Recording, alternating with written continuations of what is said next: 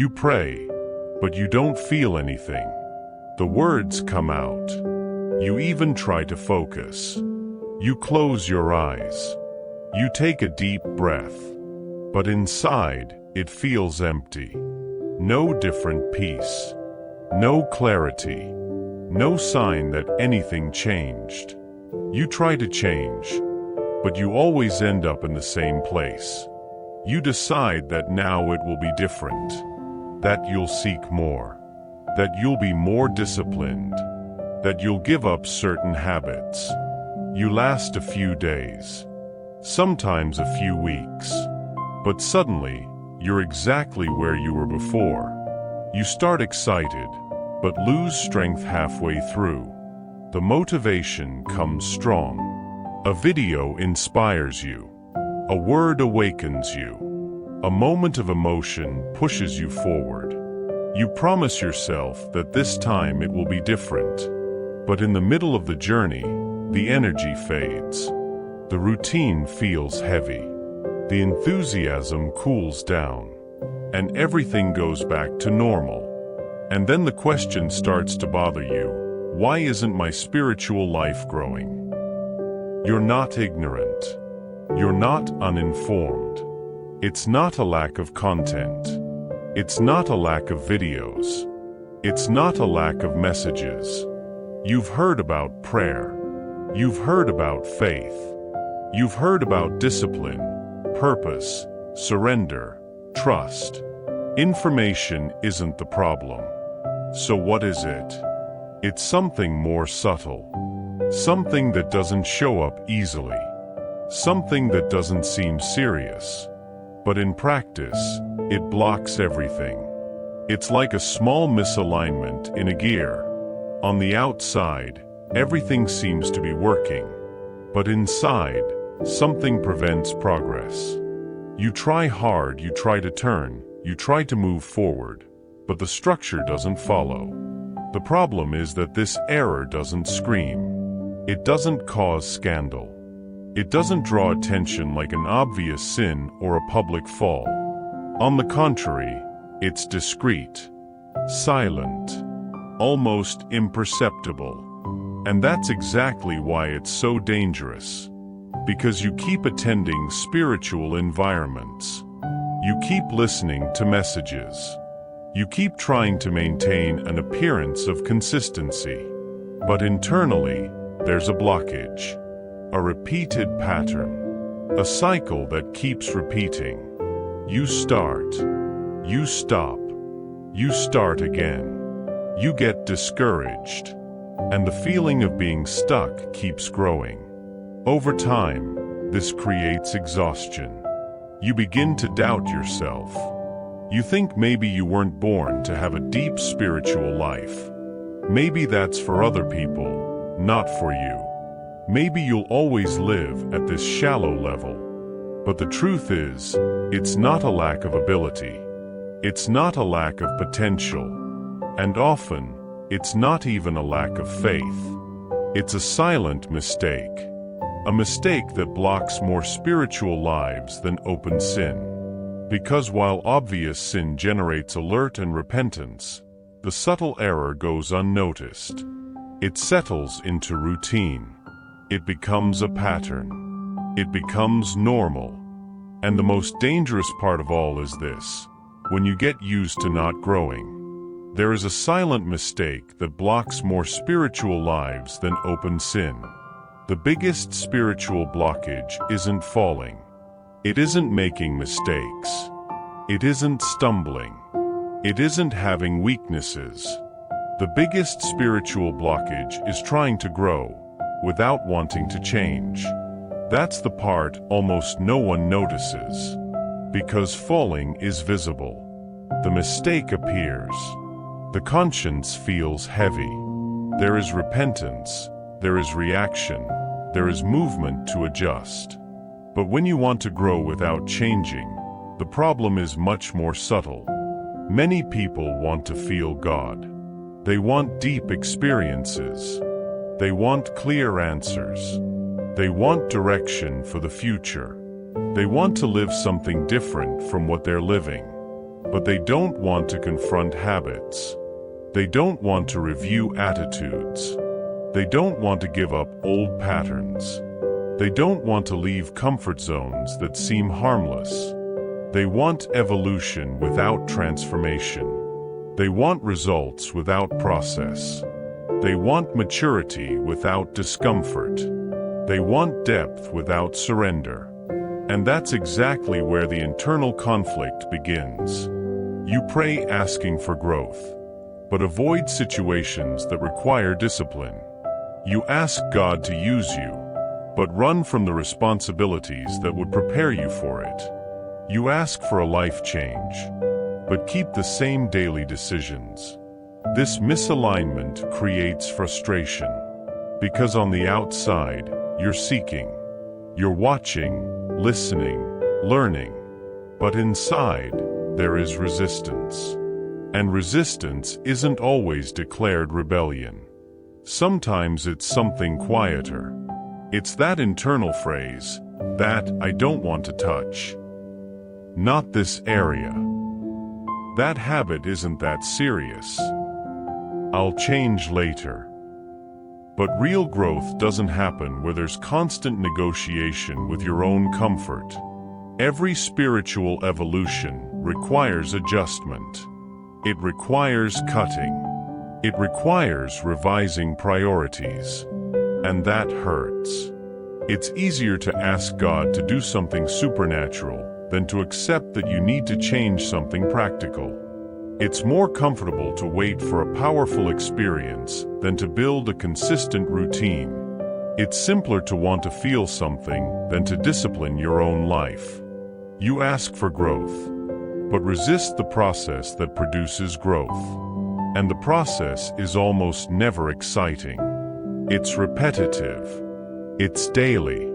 It's invisible. It happens in the small choices no one sees. In the decision to stay when you feel like quitting. In the silent surrender that brings no applause. If there is a blockage, maybe it isn't in heaven. Maybe it's in your willingness. You're not blocked by God. You're blocked by resistance. There is something extremely dangerous in the spiritual journey, and it doesn't look dangerous at first. It's called self-deception. It's not open rebellion. It's not conscious denial. It's something more subtle. You start convincing yourself that you're doing enough. I pray. I watch videos. I listen to messages. I try to improve. And technically, all of that is true. You really do those things. You haven't completely abandoned your faith. You haven't turned your back on God. You keep consuming content, seeking inspiration, listening to words about transformation. But spirituality is not consumption. It's practice. It's daily decision. It's silent consistency. You can watch dozens of videos about discipline and remain undisciplined. You can hear deep messages about surrender and remain resistant. You can pray every day and still avoid the areas that truly need change. Self-deception is born when you confuse exposure with transformation. Just because you were exposed to the truth doesn't mean you applied it. Just because you felt emotional hearing something doesn't mean you decided to live it. Just because you understand what needs to be done doesn't mean you did it. The mistake isn't ignorance. Most of the time, you know what needs to be cut. You know what needs adjustment. You know what needs to begin. The problem is postponement. Next week I'll start. When things calm down. When I'm more motivated. I'll deal with that later. And so you push important decisions to a tomorrow that never arrives. Spiritual self-sabotage doesn't happen in big falls. It happens in small postponements. In the daily choice to leave for later what is already clear inside you. You feel the discomfort, but ignore it. You feel the call to change, but rationalize it. You realize something needs to be different, but convince yourself it's not the right time yet. Meanwhile, time passes. and the feeling of being stuck increases. Not because God didn't speak, not because there was no direction, but because there was no decision. The truth is simple and uncomfortable. Spiritual growth requires concrete action. It requires turning intention into practice. It requires doing today what you know you should have done yesterday. It's not a lack of revelation. It's a lack of decision. Spiritual growth always requires discomfort. Always. There is no maturity without internal confrontation. There is no depth without adjustment. There is no real transformation that doesn't pass through some form of pain. Forgiving when it hurts. Asking for forgiveness when pride screams. Changing habits that bring immediate pleasure. Letting go of patterns that are already part of your identity. All of that hurts. Because the ego resists. Pride reacts. Comfort tries to stay in control. But many people want peace, without internal war. They want maturity, without surrender. They want intimacy with God, without letting go of what competes with that intimacy. And that simply doesn't work. You don't grow by avoiding confrontation. You don't mature by running from the areas that need to be treated. On the contrary, every time you run from discomfort, you reinforce the blockage. Spiritually speaking, discomfort is a sign of expansion. It's the indicator that something is being adjusted, that a mindset is being broken, that an old pattern is being replaced. But because the feeling is uncomfortable, you interpret it as something negative. So you avoid that difficult conversation. You avoid that apology. You avoid that decision you know you need to make. You avoid abandoning the habit you already realize is weakening you. And while you avoid it, you keep praying for growth. That's the paradox. You ask for evolution, but run from the process that produces evolution. You ask for peace, but don't want to face the internal conflict necessary to achieve it. The truth is that there's a huge difference between peace and comfort. Comfort is the absence of tension. Peace is the presence of alignment.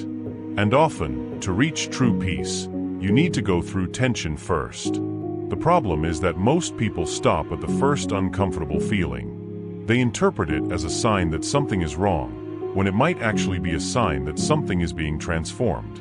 While you run from discomfort, your spiritual life remains stuck. Not because God blocked you, not because you lack ability, but because you're protecting areas that need to be surrendered. What you avoid facing is exactly what's holding you back. If this message is confronting you in some way, subscribe to the channel now. Here we don't speak just to motivate, we speak to transform. Because real growth begins when you stop running and decide to face it. What you avoid facing is what's blocking you. Unlocking your spiritual life doesn't start with a more intense service. It doesn't start with a longer prayer. It doesn't start with a stronger emotional experience. The unlocking begins with honesty. Deep honesty. Without excuses. Without shifting responsibility.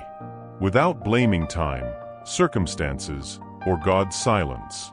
While you keep asking, why doesn't God act? Why does nothing change? Why don't I feel anything anymore? Maybe you're ignoring the most important question. What am I still holding on to? Because many times, the blockage isn't in heaven.